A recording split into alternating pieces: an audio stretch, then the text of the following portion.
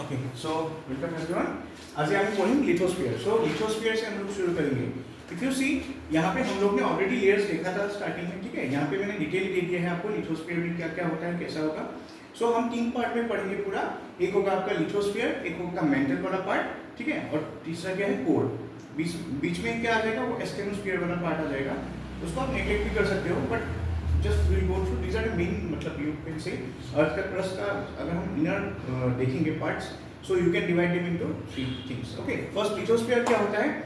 देखिए लिथोस्फीयर अर्थ का वो वाला पार्ट है, जैसे आप देखेंगे जैसे क्रस्ट जहाँ से सरफेस से शुरू होगा, क्रस्ट से लेके अगर आप जो आपके अपर मेंटल तक जो होता है ना, this entire crust of rock is known as lithosphere. और लिथोस्फीयर भी आपका अगर थिकनेस देखेंगे it's around 100 kilometre in thickness. Okay, so मोटा होता है comparatively. So I mean 100 to 200 जा सकता है। और अगर आप देखेंगे क्रस्ट से अपर पार्ट ऑफ मेंटल तक उसका मतलब टोटल थिकनेस है। और लिथोस्फीयर को भी हम 2 पार्ट में डिवाइड कर सकते हैं यहाँ पे, राइट। एक होता है क्या, लिथोस्फेरिक प्लेट्स।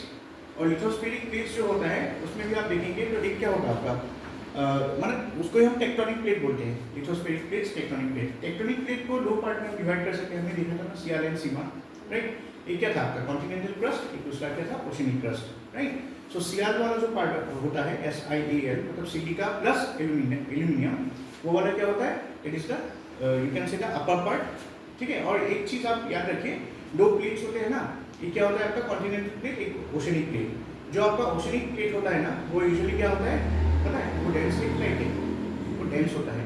व्हाई? बिकॉज सियाल जो होता है, जो आपके लाइटर प्लेट है, कॉन्टिनेंटल प्लेट जिसको हम बोलते हैं, वो क्या होता है सिलिका और एल्यूमिना से बना है। और सिलिका और एल्यूमिना दोनों क्या है, लाइट एलिमेंट्स है। But if you see oceanic crust, oceanic crust में क्या होता है सिलिका प्लस मैग्नीशियम होता है, इसलिए वो मैग्नीशियम की वजह से क्या होता है ज़्यादा मतलब डेंस होता है। इसलिए आप हमेशा और एक चीज़ याद रखें, अगर 2 प्लेट्स कभी कोलाइड करता है, टेक्टोनिक में पढ़ेंगे, तो जो हेवियर प्लेट होता है मतलब ओशियनिक क्रस्ट, हाँ वो नीचे चला जाता है हमेशा, ठीक है। उस दिन मैंने आपको वो शायद इफ यू रिमेंबर मैंने किया था, मैंने हाँ, तो मैंने यहाँ पे बोला था कि ये जो वाला पार्ट है ना, इसमें क्या होता है, इसमें अपलिफ्टिंग होता है और ये वाला क्या है सबमर्ज होता है। हमने कोस्ट ऑफ सबमर्जेंस और कोस्ट ऑफ इमर्जेंस देखा था, याद है आपको। तो वेस्ट कोस्ट जो होता है, this is the west coast. So west coast is always the coast of emergence. और जो ये वाला एक्सेप्ट दिस पार्ट, ये सबमर्ज होता है, इसलिए बारिश वगैरह में से ये यहाँ पे थोड़ा क्या होता है, फ्लड ज़्यादा होता है। बट दिस कोस्ट क्या होता है, this is the coast of submergence. ये सबमर्ज होगा, ये सबमर्ज होगा, बोलो ये वाला सबमर्ज होगा, यस। इस coast is coast of submergence. क्यों होता है मैं बोलूं, एकदम इजी है समझने के लिए। देखिए यहाँ पे भी 2 प्लेट्स है, एक इंडियन प्लेट है, दूसरा क्या है, this is the part of Eurasian plate, ठीक है। हम इसको यूरेशियन प्लेट मानते हैं और इंडिया भी किसी ऑस्ट्रेलियन प्लेट का पार्ट था। फिर ऑस्ट्रेलियन प्लेट से क्या हो गया, टूट के इंडियन प्लेट सेपरेट आ गया। अभी क्या हो रहा है, इंडियन प्लेट जो है ना, it is moving towards Eurasian plate. और इंडियन प्लेट और अगर आप देखोगे ऑस्ट्रेलियन प्लेट में, जो इंडियन प्लेट है ना, वो क्या होता है कंपैरेटिवली हेवी है यूरेशियन प्लेट से। इसलिए ये प्लेट क्या हो रहा है पता है आपको, ये प्लेट नीचे जा रहा है और ऑस्ट्रेलियन प्लेट राइज कर रहा है। इसलिए तो हिमालय ऐसे बना है ना, राइट। सो ऐसे वो मूव कर रहा है और ये यहाँ पे खड़ा है। तो ये क्या होगा, ये जो कि हेवियर प्लेट है, हेवियर प्लेट हमेशा नीचे जाता है, लाइटर प्लेट ऊपर उठ जाता है। तो ये जब नीचे जाएगा, जस्ट इमेजिन कीजिए क्या होगा, ऐसे मेरा हाथ देखिए, ऐसा होगा ना 3D में। दैट मीन्स ये जो कोस्ट है ये क्या होगा, अपलिफ्ट होगा कि नहीं, समझ में आया ना चीज। क्या हो रहा है यहाँ पे, ये जो पार्ट है ना, ये ऊपर आ रहा है और ये नीचे धंसते जा रहा है, से इसलिए ये कोस्ट ऑफ सबमर्जेंस हो गया। उत्तर कोस्ट हो गया, ईस्ट कोस्ट जो आप बोलो, ठीक है। और वेस्ट कोस्ट क्या हो गया, एक साइड में वो अपलिफ्ट हो रहा है, धीरे धीरे ऊपर उठ रहा है। तो वो लॉजिक है, उस दिन मैं भूल गया था ये बोलने के लिए। ये इसलिए हो रहा है, फिर मैं बता रहा हूँ, 2 कॉन्टिनेंटल प्लेट है यहाँ पे। एक प्लेट क्या है, लाइटर है यूरेशियन प्लेट, और ये प्लेट हेवियर है।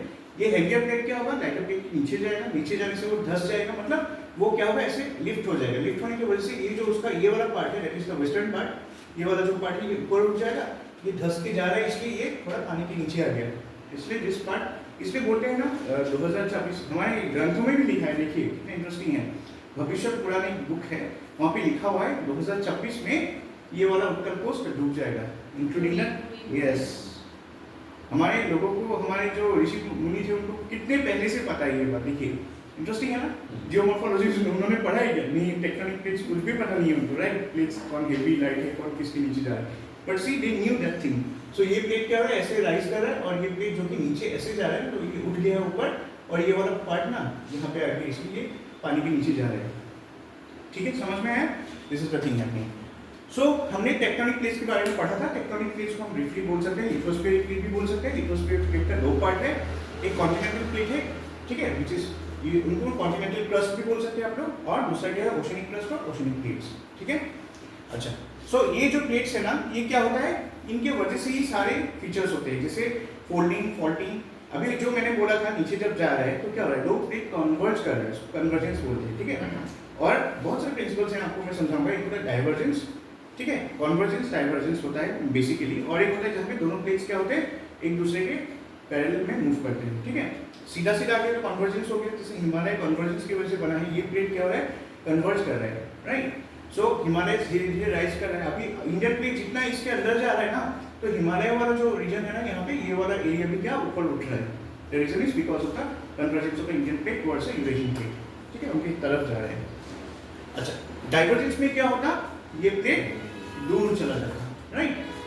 ओके, अभी ये जो प्लेट्स के नीचे क्या होता है, you see you have primordial heat. Now what is primordial heat? Primordial heat मतलब वो हीट होता है जो अर्थ के फॉर्मेशन के टाइम पे बना था, राइट। जब अर्थ क्या था, बड़ा सा मॉल्टेन बॉल था, राइट, मैग्मा का बॉल था, मॉल्टेन बॉल बोल सकते हो। उस टाइम पे क्या हुआ, बहुत सारे रेडियो एक्टिविटी, मतलब जो हेवी एलिमेंट्स है ना, हमेशा याद रखिए, हमेशा कोर में होता है। ठीक है, हम कोर पढ़ेंगे अर्थक्वेक में, लेकिन जो कोर होता है ना, कोर में क्या होता है, हेवी एंड डेंस मेटल्स रहते हैं, राइट। सो ये कोर में जो बहुत सारे रेडियो एक्टिव एलिमेंट्स भी थे, उसमें से आप देख सकते हो कुछ यूरेनियम है, कुछ थोरियम है, और कुछ पोटेशियम भी होते हैं, राइट। सो ऐसे हेवी मेटल्स या पोटेशियम वगैरह जो होता है ना, अर्थ के क्रस्ट में और मेटल में क्या हो गया, ये रह गया। तो सालों साल क्या हुआ, जब भी मतलब अर्थ का जो प्राइमोर्डियल हीटिंग, आपको पता है एनर्जी में हम लोग ने पढ़ा था, एनर्जी डिपार्टमेंट में, एक पर्टिकुलर ग्राउंड हीटिंग होता है, ग्राउंड हीटिंग सिस्टम। मतलब अर्थ के नीचे अगर जाते रहोगे ना, for every I think 10 kilometres के डिफरेंस में 3 डिग्री टेम्परेचर राइज होता है, राइट। दैट मीन्स आप अर्थ से भी हीट यूज कर सकते हो, सन से जैसे हम लोग हीट यूज करते हैं ना, if you want you can use the heat, but उसमें प्रॉब्लम ये होता है ग्राउंड वाटर में या ग्राउंड हीटिंग जो होता है ना, उसमें एक प्रॉब्लम है कि वो कॉस्ट इफेक्टिव नहीं है, क्योंकि आपको बहुत अंदर 10 किलोमीटर में ही चेंज मिलेगा आपको, देन राइट। सो कौन करेगा नहीं, राइट। तो हर एक प्रोजेक्ट का क्या होता है, पहले इकोनॉमिक फिजिबिलिटी देखा जाता है, राइट। सन से आराम से मिल रहा है हीट आपको, we are using energy in the form solar panel, ठीक है। सो लिथोस्फीयर ये होता है। सो सिंपली याद रखिए, लिथोस्फीयर इज अ प्लेट, और you can say it's a part of the earth's crust which is 10 to 200 kilometre you can say thickness, okay. और उसमें क्या होता है, कॉन्टिनेंटल एंड ओशियनिक प्लेट्स होते हैं, इतना ही याद रखिए, ठीक है। दूसरा अगर हम देखेंगे क्या है, उसके बाद आता है मेंटल। मेंटल शुरू होता है, राइट। सो अपर मेंटल जो होता है, अभी देखिए मेंटल के बारे में अगर बोलेंगे हम लोग, मेंटल इसका अगर अर्थ का अगर आप देखोगे पूरा, यहाँ पे मैं फिर से आपको थोड़ा ये दिखा देता हूँ, ये डायग्राम याद होगा शायद आपको, या ये वाला भी देख सकते हो आप। मेंटल जो पार्ट होता है ना, it's the most you can से थिकेस्ट पार्ट, राइट। क्रस्ट क्या होता है, इतना होता है, आउटर मेंटल तक होता है, लेकिन यहाँ से जो ऑरेंज लाइन खत्म हो रहा है, यहाँ पे आपको दिख रहा है ऑरेंज लाइन जब खत्म हो रहा है, लाइट ऑरेंज वाला, यहाँ से लेके यहाँ तक, right, this entire part is known as mantle. उसके बाद ही तो कोर आएगा ना, कोर यहाँ से शुरू होता है, ये येलो वाले लाइन से, येलो वाले से अंदर तक। सो ये वाला जो थिकनेस है, ये देखिए आप, ये वाला थिकनेस कितना है, 200 किलोमीटर का है, तो ऑब्वियसली ये थिकनेस क्या होगा, उससे 5-6 गुना ज़्यादा होगा। सो मेंटल क्या होता है, इट्स वेरी लार्ज, राइट, उसका थिकनेस बहुत ज़्यादा है। अगर आप देखोगे मेंटल में अगर देखा जाए तो 83% ऑफ अर्थ वॉल्यूम और 67% ऑफ अर्थ मास सिर्फ मेंटली कॉन्स्टिट्यूट करता है। हम कुछ भी नहीं है, अर्थ क्रस्ट में है ना, कुछ अगर नीचे कुछ ऑर्गेनिज्म है, we don't know high heat में अगर सर्वाइव कर सकते हैं, but if you see earth का वॉल्यूम का 83% सिर्फ मेंटली कॉन्स्टिट्यूट करता है, एंड 67% ऑफ अर्थ का जो टोटल मास है सिर्फ मेंटल का लेयर ही ऑक्यूपाई करता है, ठीक है। फिर देखोगे अभी ये मेंटल जो होता है, इट एक्सटेंड्स फ्रॉम मोहोविक डिस्कंटिन्यूटी। ना मोहो डिस्कंटिन्यूटी या मोहोविक डिस्कंटिन्यूटी हमने देखा था डिस्कंटिन्यूटीज। सो मेंटल कहाँ से शुरू होता है, this is the Mohorovicic discontinuity, right. यहाँ तक क्या है, क्रस्ट है। सो ये जो है देखो यहाँ पे लिखा है ना, मोहोविक डिस्कंटिन्यूटी, यहाँ से लेके ये वाला लेयर देखिए, दिस इज द मेंटल, बहुत बड़ा है ना, ऑरेंज वाला और येलो वाला, ऐसे देखिए। सो मेंटल बहुत बड़ा होता है थिकनेस में, ठीक है। सो कहाँ से शुरू होता है, मोहोविक डिस्कंटिन्यूटी से शुरू होगा, और कहाँ तक जाएगा, 2900 किलोमीटर तक। देखिए कितना बड़ा है, क्रस्ट कितना था, मैक्सिमम 200 किलोमीटर तक था थिकनेस, इसका थिकनेस देखिए ऑलमोस्ट 3000 किलोमीटर का है, इतना बड़ा होगा। Mental is the you can से लार्जेस्ट पार्ट, राइट। और क्या है यहाँ पे जो इसका डेंसिटी है ना वो वेरी करता है। डेंसिटी क्यों वेरी करेगा? Reason because of the elements, right. So density जो आपके अपर क्रस्ट में मिलेगा वो कितना होता है? अराउंड 2.9 से लेके 3.3 ग्राम पर क्यूबिक सेंटीमीटर का होता है, ठीक है। मैं यहाँ पे दिखा रहा हूँ इसलिए ताकि आप लोग रिलेट करो, मैं यहाँ से पढ़ रहा हूँ, ठीक है। सो जो मेटल का डेंसिटी है आप याद रखिए 2.9 से 3.3 ग्राम पर क्यूबिक सेंटीमीटर होता है इसका डेंसिटी। फिर अगर देखेंगे लोअर मेटल जो होता है it extends beyond the asthenosphere. Lower mantle क्या होगा? ये देखिए दो मेटल का दो पार्ट है ना, एक क्या होगा? अपर मेटल, ये लोअर मेटल। लोअर मेटल कहाँ से शुरू होगा? लोअर मेटल यहाँ पे मैं लिख रहा हूँ फिर। Lower mantle extends beyond the asthenosphere. Lower mantle जो होता है, फिर से दिखा रहा हूँ मैं इसको क्योंकि डायग्राम दिखने से ही समझ में आएगा। हमने देखा था अपर मेटल और लोअर मेटल मिला के कितना है टोटल? ऑलमोस्ट 5000 किलोमीटर से, राइट। और लोअर मेटल जो होता है वो कहाँ से शुरू होता है? इस पार्ट को क्या बोलते हैं? स्टेनोस्फीयर बोलते हैं। तो स्टेनोस्फीयर से you can see outer core के बाउंड्री तक वो जो पार्ट है this is known as lower metal, ठीक है। अपर मेटल ऊपर वाला होगा। अपर मेटल जहाँ खत्म होता है दैट स्टार्ट्स स्टेनोस्फीयर। स्टेनोस्फीयर से लेके आपका जो आउटर कोर है वहाँ तक जो बाउंड्री है यू कैन से this part is the lower metal, ठीक है। क्लियर है? डायग्राम याद रख लो, इजी होगा समझने के लिए, ठीक है। फिर देखिए आप जो उसका डेंसिटी होता है ना वो हमने देखा, राइट। इट रेंजेस फ्रॉम, अभी देखिए लोअर मेटल और अपर मेटल का डेंसिटी अलग है, आपने देखा है। अपर मेटल का डेंसिटी कितना है? 2.9 से 3.3। ये भी क्वेश्चंस पूछ सकते हैं, स्टेटमेंट में देगा वो, ये डेटा नहीं पूछेगा आपको। वो स्टेटमेंट में देगा कि lower mantle is denser than the upper metal. ये गलत है। अपर मेटल विल बी डेंसर, जितना आप अंदर जाओगे ना उतना डेंसिटी बढ़ते जाता है। सो लोअर मेटल तो आगे आएगा, उसके बाद ही तो अपर मेटल आएगा ना। तो अपर मेटल इज डेंसर। देखिए अपर मेटल जहाँ पे लोअर मेटल का डेंसिटी शुरू खत्म होता है वहाँ पे लोअर मेटल का डेंसिटी शुरू होता है 3.3 ग्राम पर क्यूबिक सेंटीमीटर से लेके 5.7। तो इतना फिगर्स याद रखने की जरूरत नहीं, इतना याद रखो कि आप जितना अंदर जाओगे उतना डेंसिटी बढ़ते जाएगा। So lower mantle is always what? Less denser than the upper mantle. और उल्टा अगर बोलोगे upper mantle is denser than the lower mantle. फिर मेटल में क्या होता है? पूरे मेटल के बारे में बोल रहा हूँ, लोअर हो या अपर हो तो बात नहीं है। It's composed of silicate rocks और उसके सिवा भी और कुछ जैसे आप आयरन, मैग्नीशियम ये सब मिलेगा। देखो अब अंदर जितना जाओगे ना हैवियर मेटल्स मिल रहा है। देखिए पहले ऊपर क्या था? सिलिकॉन, एल्यूमिनियम, मैग्नीशियम ये सब था। अंदर आप जाओगे तो क्या होगा? आयरन आ गया। देखिए हेवी मेटल्स आ गए हैं यहाँ पे, right. Regarding it's constituents the metal is made up of 45। अगर उसके मतलब एटॉमिक कॉन्स्टिट्यूएंट्स देखोगे सो मेटल में क्या सबसे ज्यादा मिलता है? ऑक्सीजन मिलता है। 45% आपका ऑक्सीजन मेटल में ही होता है, ठीक है। सो हमने क्या पढ़ा अभी? सिंपल टर्म्स में अगर बोलेंगे मेटल में क्या होता है? मेटल में मेटल का पहला जो है दो पार्ट होता है, एक अपर मेटल एक lower metal. Upper metal will be what? Lighter than the lower metal. और अपर मेटल कहाँ से शुरू होता है? जहाँ पे मोहोविक डिस्कंटिन्यूटी था वहाँ से लेके स्टेनोस्फीयर तक होता है अपर मेटल। स्टेनोस्फीयर से लेके लोअर मेटल का जो बाउंड्री है इसका आउटर कोर का जो बाउंड्री है will be the upper metal, ठीक है। इतना समझ में आया? जो आपका आउटर कोर है, सॉरी आउटर कोर का जो बाउंड्री है हाँ वो क्या होगा? लोअर मेटल होगा। अपर मेटल कहाँ से होगा? मतलब जो आपके जहाँ पे ये खत्म हुआ था मोहोविक डिस्कंटिन्यूटी। सो मोहोविक डिस्कंटिन्यूटी से लेके स्टेनोस्फीयर का जो अपर पार्ट है वहाँ तक जो होता है that is the upper mantle. और स्टेनोस्फीयर से लेके आपका आउटर कोर का जो बाउंड्री है that will be the lower metal, ठीक है। ओके और वहाँ पे आयरन मिलता है, ये चीज़ याद रखिए। मेटल में डिफरेंस है, आयरन मिलेगा, वो क्रस्ट में आयरन नहीं मिलता है, याद रखिए, ठीक है। नेक्स्ट अगर देखेंगे मेटल का जो टेम्परेचर है वो क्या होता है? अपर बाउंड्री में, मतलब आपके जो अपर मेटल है उसके बारे में बोल रहे हैं, उसमें टेम्परेचर 200 डिग्री तक जाता है। और अगर आप धीरे धीरे क्या होगा? कोर मेटल बाउंड्री तक जाएंगे आपका टेम्परेचर 4000 डिग्री। मतलब आप जस्ट इमेजिन कीजिए, इस फिगर को फिर देखते हैं। मान लीजिए आप यहाँ पे हैं, राइट, ये जो रेड वाला लाइन है इसमें है, तो उसमें टेम्परेचर कितना होगा? It's 200 degree. अगर आप यहाँ तक आएंगे ना, यहाँ से यहाँ ट्रेवल करेंगे 4000 डिग्री हो जाता है वो, 200 डिग्री से 4000 डिग्री जा सकता है। सो देखिए कितना गर्मी होगा अंदर, है ना। हम तो कोर में नहीं जा रहे, कोर के बाहर ही है वो, जाने वाले हैं, राइट। पता है चाइना ने एक एक्सपेरिमेंट किया था लास्ट ईयर, उसमें क्या हुआ? उन्होंने मतलब अजीब सा कुछ रिएक्टर था, वो न्यूक्लियर रिएक्टर था, जो आपका मतलब इसको लार्ज हैड्रॉन कोलाइडर बोलते हैं, LHC, लार्ज हैड्रॉन कोलाइडर।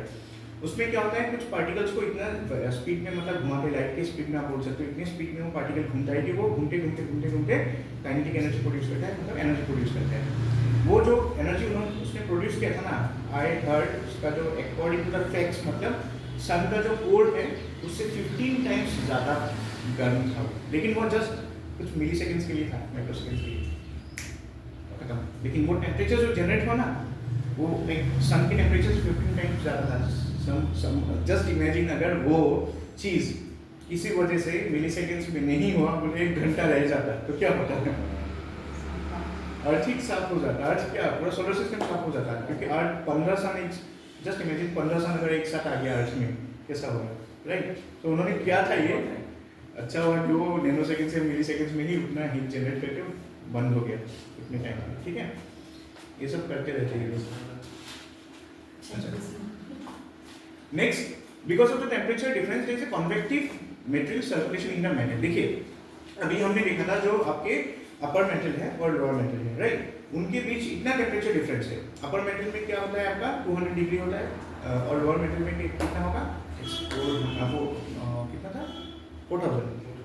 सो इतना अगर डिफरेंस है टेम्परेचर का, जस्ट इमेजिन 4 to 5,000, मतलब 4000 डिग्री का ही टेम्परेचर डिफरेंस मान लीजिए आप लोग, इतना डिफरेंस है। इसलिए क्या होता है, जो आपके मेटेरियल्स होते हैं ना, वो सेमी लिक्विड फॉर्म में होगा, तो उसमें क्या होता है, कन्वेक्शन होता है। सो अभी देखिए हीट ट्रांसफर का 3 टेक्निक होता है। एक होता है कंडक्शन। कंडक्शन में क्या होता है, फॉर एग्जांपल मैंने ये जो सॉलिड है इसमें मैंने ये साइड गर्म कर दिया, तो आप इस साइड में टच करोगे तो heat will flow through this solid particles and यहाँ पे भी गर्म हो जाएगा। कंडक्शन में क्या चाहिए आपको, yes, you need a solid medium, right?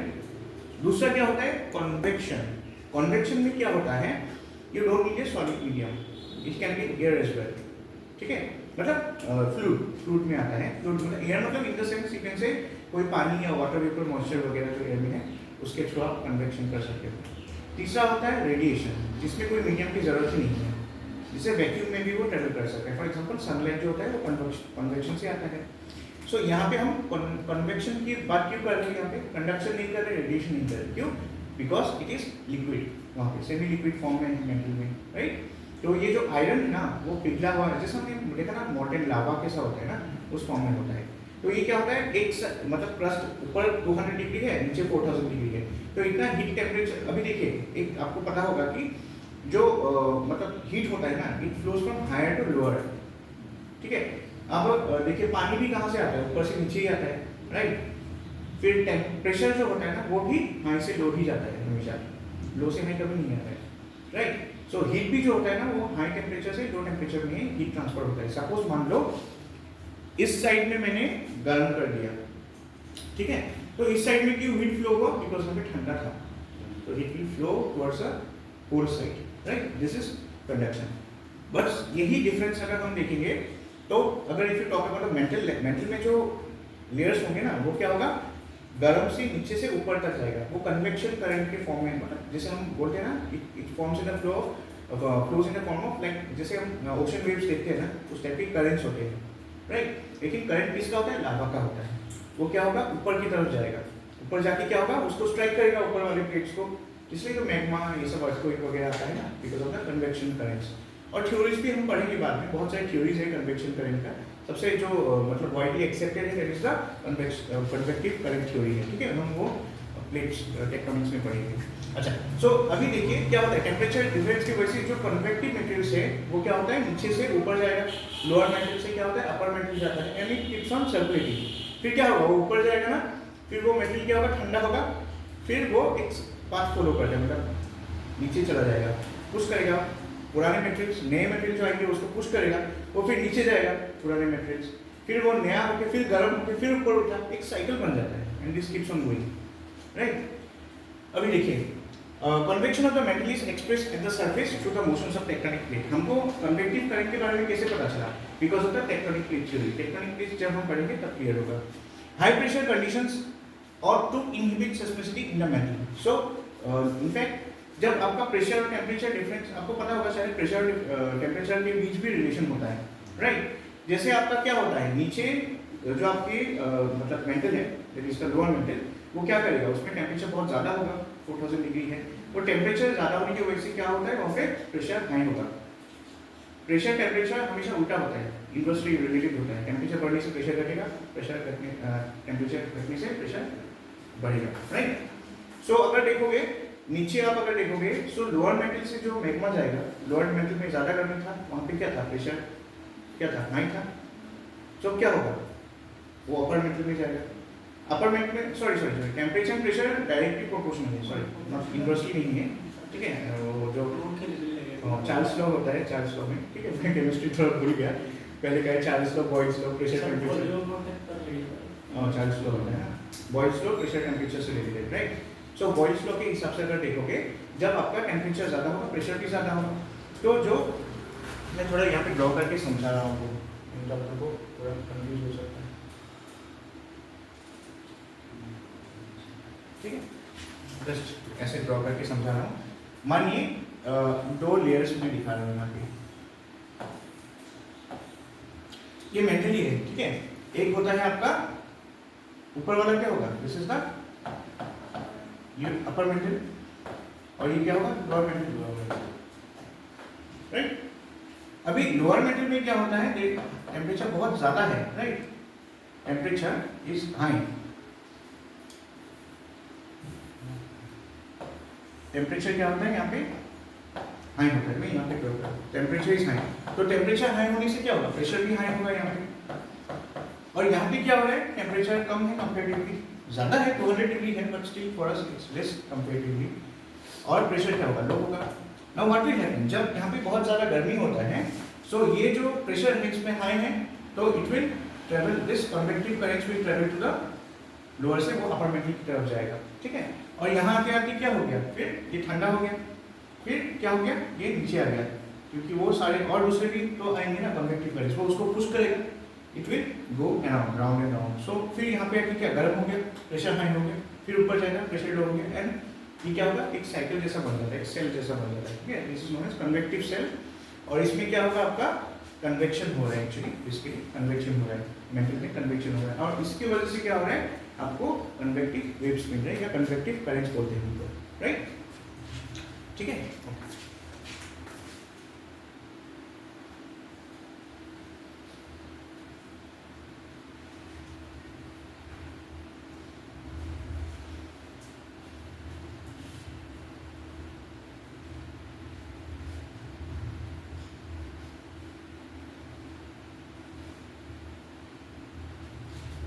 सो देखिए यहाँ पे अभी ये तो समझ में आ गया होगा। सो फिर देखिए, however in the subduction zones earthquakes are observed down to 670, हम ये देखेंगे सबडक्शन जोन क्या है। बस याद रखिए, मेंटल में जो आपके होते हैं, मेंटल में एक मिनट दिखा रहा हूँ मैं आपको, जो ये सारे आपके एक्टिविटीज हो रहे हैं ना, ये किस लिए हो रहा है, बिकॉज यहाँ से जो कन्वेक्टिव करंट जाएगा ऊपर की तरफ, फिर वो ऐसे घूमता रहता है, राइट, ये हर जगह होता है, राइट। सो यहाँ पे क्या होगा, इसकी वजह से ये कन्वेक्टिव जो करंट है उसकी वजह से लावा जाके यहाँ पे स्ट्राइक करते रहता है ऊपर वाले इस लेयर में, ठीक है। इसकी वजह से ही अर्थक्वेक वगैरह आता है। और सबडक्शन जोन जो होता है वो डेप्थ में होता है, हम जब ओशनोग्राफी पढ़ेंगे उसमें सबडक्शन जोन क्लियर कर दूंगा मैं। उसकी वजह से भी ओशन से आप देखोगे तो ओशन के बीच भी क्या होता है, कुछ क्रैक्स पड़ जाते हैं, राइट, ओशनिक क्रस्ट में, तो उसमें सबडक्शन जोन बनता है, वहाँ से भी मैग्मा लीक होता है, ठीक है। All this things are happening because of this convection, okay, convective currents. So Boyle's law याद रखिए, यहाँ पे बॉयल्स लॉ क्या बोलता है कि जैसे टेम्परेचर बढ़ता है प्रेशर भी बढ़ता है। नेक्स्ट हम देखते हैं एस्टेनोस्फीयर। एस्टेनो मतलब होता है पीक, एस्टेनो का अर्थ है। फिर upper portion of the metal is called एस्टेनोस्फीयर। जो मेटल का अपर पोर्शन था हमने देखा था ना, जो मतलब लो मेटल होता है उसमें जो आपके मैंने बोला था ना, वो मेटल अपर मेटल, लोअर मेटल और अपर मेटल, राइट। सो आपका जो यहाँ पे हमने देखा था अपर मेटल, राइट, यहाँ पे देखिए ये जो पार्ट है, this upper part of the metal is known as the asthenosphere. Asthenosphere कुछ दूसरा इमेजिनरी लेयर नहीं है, अपर जो मेटल है उसका ही आप मान सकते हो हिस्सा लेयर है, ठीक है। शायद मैं यहाँ पे नहीं है डायग्राम, इसमें यहाँ पे देखिए एस्टेनोस्फीयर, राइट। सो देखिए ये जो पार्ट है this is the metal, right. So metal अगर आप देखोगे पूरा, ये पूरा मेटल ही है एक्चुअली, लेकिन उसका जो अपर मेटल है, अपर मेटल का अपर पार्ट बोल सकते हो, राइट। हाँ, इनिशियल पोजीशन तो है, दिस इज द एस्टेनोस्फीयर। और इसका अगर थिकनेस देखोगे 80 to 200 किलोमीटर। और इसमें क्या होता है, it is highly viscous. Viscous मतलब क्या होगा, इट्स वेरी लाइक अच्छा sticky kind of thing, right, viscous. और मैकेनिकली वीक एंड डक्टाइल होता है और density is high in the crust. Obviously आप नीचे जाओगे क्या होगा, डेंसिटी ज़्यादा होगा। क्रस्ट में डेंसिटी जितना था उससे क्या होगा, जितना अंदर जाओगे डेंसिटी बढ़ते जाएगा। और एस्टेनोस्फीयर क्या है, क्रस्ट के नीचे ही है, तो ऑब्वियसली एस्टेनो, ये भी कुछ कॉमन सेंस का क्वेश्चन आ सकता है कभी कभी, डेंसिटी कंपेयर करने के लिए देगा, उसमें आप डेटा मत सोचिए, आप इतना सोचिए कि नीचे जितना जाओगे टेम्परेचर ज़्यादा होगा, प्रेशर ज़्यादा होगा और मेटल्स, हेवी मेटल्स ज़्यादा मिलेंगे आपको, दैट मीन्स डेंसिटी भी बढ़ेगा, ऐसे आप सोचिए। फिर इस properties of the asthenosphere aiding plate tectonic movement and isostatic adjustments. Isostatic adjustments ये वर्ड नया होगा आपके लिए। ये मीनिंग क्या है, the elevation part at one end of the crust is counterbalance by the depressed part of the another. मतलब isostatic, iso का मतलब होता है इक्वल, जैसे आइसोथर्मल होता है, lines of equal temperature. Isostatic adjustment मतलब क्या होता है, जैसे दो कॉन्टिनेंट, मान लीजिए क्रस्ट का एक पार्ट अगर डिप्रेस हो गया तो दूसरा पार्ट क्या होता है, ऐसे उठ जाता है ना, तो उसमें क्या होता है, बैलेंस मेंटेन होता है। फिर क्या होगा, एक दूसरा कन्वेक्शन करंट उस तरफ से आएगा तो इसको नीचे से ऊपर ऐसे उठा देगा। This is how to maintain the balance. So crust इसलिए ऐसे घूमता रहता है, मतलब लड़का आता रहता है और हमको अर्थक्वेक मिलता है जब जब ऐसे होता है, ठीक है। So this is isostatic balance. और आइसोस्टैटिक बैलेंस इंपॉर्टेंट है। अगर आइसोस्टैटिक बैलेंस नहीं हुआ तो क्या होगा, अर्थ का क्रस्ट पूरा मेटल में घुस जाएगा, हटके मतलब एक साइड पूरा आइसोलेट होके अर्थ का entire crust with, I mean crust मतलब क्या है, लिथोस्फेरिक प्लेट, ओशियनिक प्लेट, पूरा मेटल में घुस जाएगा। सो इसलिए आइसोस्टैटिक बैलेंस नेचर ने बनाई है, क्योंकि एक क्या होता है आपका, और जो आपकी कन्वेक्शन करंट होता है ना, एक अगर इस तरफ से आ रहा है ना, दूसरा कन्वेक्शन करंट भी उसको इस तरफ से मेंटेन करते हो। एक टाइम में ये आएगा तो ये थोड़ा ऊपर उठ गया, दूसरा आके इसको ऐसे कर देगा तो ये उठ गया, ऐसे चलता रहता है, like a seesaw, right. So this phenomenon is known as isostatic balance, ठीक है। ऐसे ही याद रखिए, मतलब सिंपल टर्म में बता रहा हूँ, ना टेक्निकल जाने की जरूरत नहीं, सिंपल आप लिखिए आइसोस्टैटिक बैलेंस मतलब balance between the plates, okay.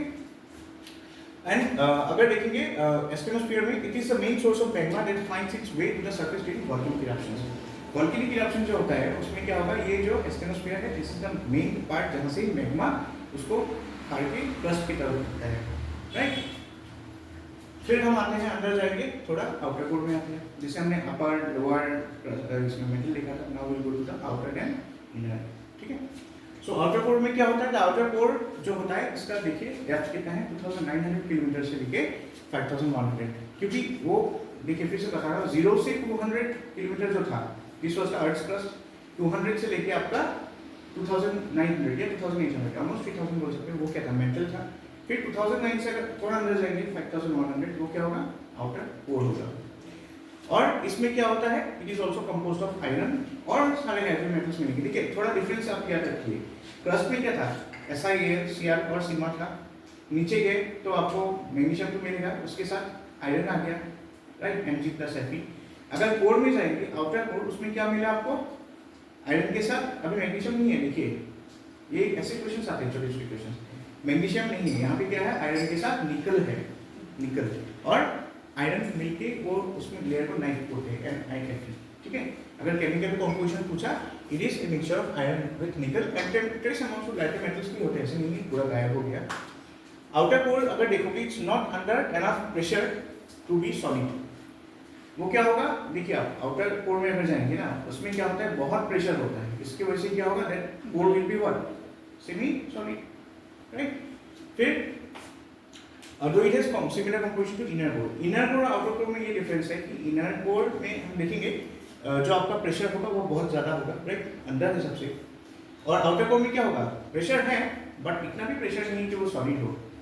Pressure होने से तो सॉलिड होगा ना, जब आपके दिमाग में एग्जाम का टेंशन आएगा, प्रेशर होगा, तभी तो आप पढ़ेंगे ना, ऐसा होता है। तो कोर में भी देखिए, अंदर अगर जाते रहेंगे तो क्या होगा, प्रेशर बढ़ते रहेगा। सबसे अंदर इनर कोर में क्या होता है, सबसे ज़्यादा प्रेशर होता है, इसलिए अंदर का कोर हमेशा सॉलिड होता है, राइट। बट उससे धीरे धीरे ऊपर जाएंगे तो क्या, लिक्विड होते जाता है या सेमी लिक्विड फॉर्म में रहता है। वॉल्यूम और डेंसिटी इनवर्सली प्रोपोर्शनल है ना। सो वॉल्यूम डेंसिटी क्या होगा, बढ़ेगा तो वॉल्यूम घटेगा, ऐसे मान सकते हो। अभी देखिए डेंसिटी अगर देखेंगे ऑफ द आउटर कोर, हम ऐसे भी याद रख सकते हो, इनर कोर में डेंसिटी इससे भी ज़्यादा होगा ना। हमने देखा था इसमें कितना था, 3.3 था ना, क्रस्ट में 3.3 था, मेटल में उससे ज़्यादा हुआ, इसमें 5 पॉइंट समथिंग था, 5.4 या समथिंग। इसमें देखिए 9.9 और डेंसिटी बढ़ गया आउटर कोर में। और टेम्परेचर देखो कितना बढ़ गया, 4000 था मेंटल तक, राइट, 200 से 4000 था मेंटल में। इसमें देखिए 4400 से शुरू होता है आउटर कोर, अब तो 6000 जा सकता है near the boundary of inner core, right. और एक थ्योरी है जो हम बाद में पढ़ेंगे, डायनामो थ्योरी है, ये सजेस्ट करता है कि convection in the outer core combined with the Coriolis fluids gives rise to the earth's magnetic field. Earth का जो मैग्नेटिक फील्ड है वो किसके होता है पता है, due to the core. Core में क्या है, आयरन बहुत ज़्यादा है, निकल ज़्यादा है, और वहाँ पे फेरोमैग्नेटिज्म दिखाई देता है, राइट। और इसकी वजह से क्या होता है, अर्थ का एक मैग्नेटिक फील्ड खुद का बन जाता है। और ये मैग्नेटिक फील्ड क्या करता है, सन का जो रेडिएशन है उसको रिपेल करने में हेल्प करता है, राइट। सन का भी खुद का मैग्नेटिक फील्ड है, आपको बाद में पता चलेगा। सन भी खुद को बचाता है from the outer solar radiation, क्योंकि बाहर से भी कुछ रेडिएशन आते हैं, राइट। सिर्फ हम सोलर सिस्टम में ही तो नहीं है ना, we are part of the galaxy. So कितने सारे ऐसे सोलर सिस्टम्स और मतलब ये है और सारे यूनिवर्सेस है। सो जितने भी रेडिएशन आउटर रेडिएशन आते हैं उसको रिपल्स करना होता है, नहीं तो क्या होगा आपका यहाँ पे अर्थ में अगर मान लो ये मैग्नेटिक फील्ड नहीं होता तो क्या होता, ये जो हम रेडियो एक्टिविटी करते हैं, हम जैसे मोबाइल फ़ोन यूज़ करते हैं, कुछ यूज़ करते हैं, रेडियो सिग्नल्स यूज़ करते हैं, ये सारे क्या होते हैं, डिस्ट्रक्ट हो जाते हैं, राइट। क्यों होते हैं, बिकॉज इलेक्ट्रोमैग्नेटिक इंटरफियरेंस नाम का एक चीज़ होता है, मतलब वो भी इलेक्ट्रोमैग्नेटिक वेव से, सन से जो आ रहा है, अर्थ से भी हम लोग क्या करें, रेडियो वेव्स कैसे भेज रहे हैं क्लाउड में, फिर वो रिफ्लेक्ट होकर ऐसे आता है, हम इसलिए कम्युनिकेट कर पाते हैं। सो उस पर्टिकुलर हम पढ़ेंगे, वो एटमोस्फेयर में पढ़ेंगे, राइट। सो ये जोनखिनि हमारा ये जो लेयर होता है ना, it is acting as a blanket, right.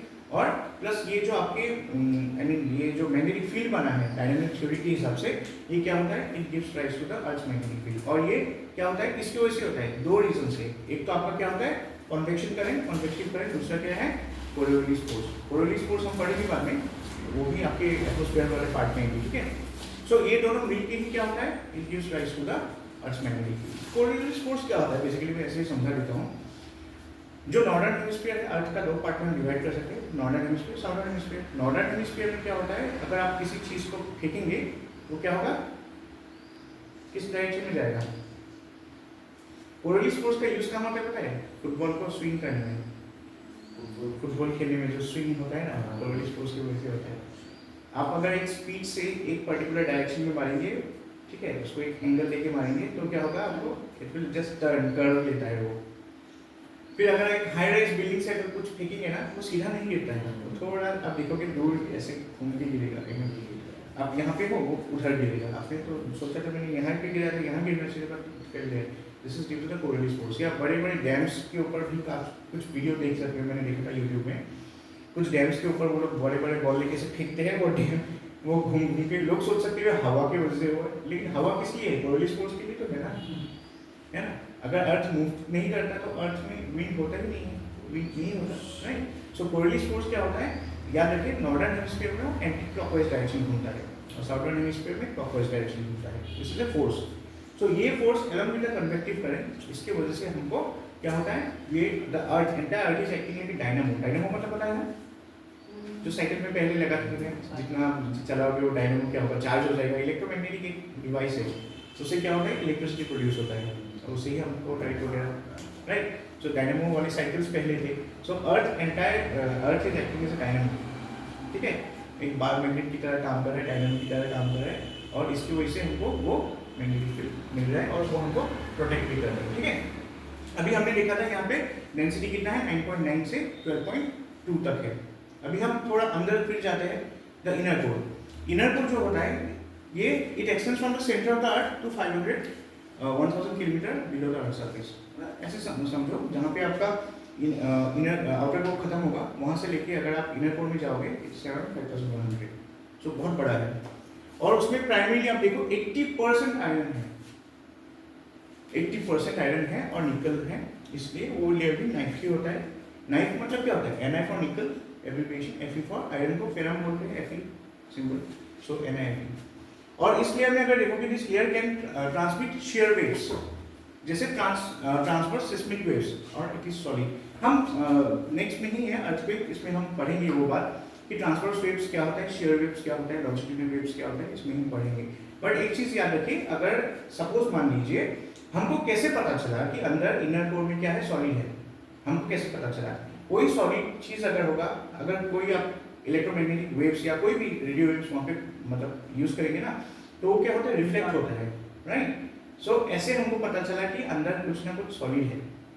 अगर दूसरे एंगल में थोड़ा वेव फेंका ना तो वो पार होके चला जाता है, मतलब उस जगह में क्या है, इनर कोर नहीं है, वो आउटर कोर का पार्ट होगा, तो वो सेमी सॉलिड इसके पार होके चला गया, राइट।